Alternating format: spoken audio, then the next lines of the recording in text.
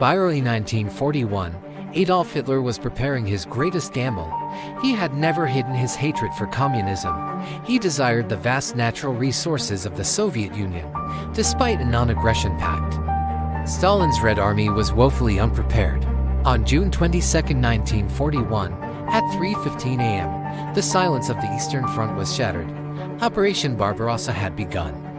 Over 4 million men and 3,000 aircraft surged forward in 3 massive thrusts aimed at Leningrad, Moscow, and Ukraine.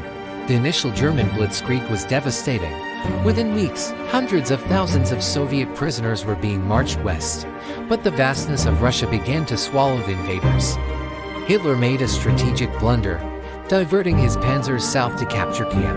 By the time they reached the outskirts of the capital in December, the temperature plunged, weapons froze, engines wouldn't start.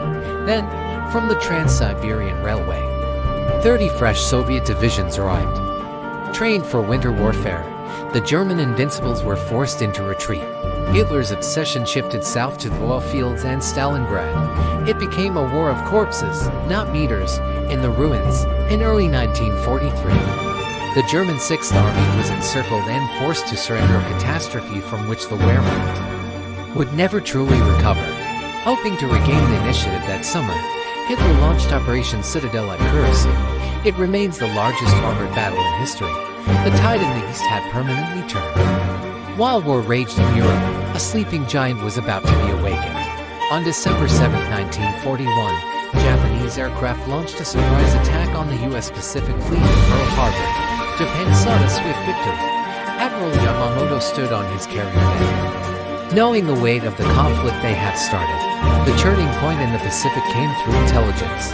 U.S. codebreakers intercepted Japanese plans for an attack on Midway Island. U.S. dive bombers caught the Japanese carriers while they were refueling. 4 of Japan's finest carriers were sent to the bottom. In the Mediterranean, Mussolini's dream was collapsing. Hitler sent Erwin Rommel, the desert fox, to rescue his ally.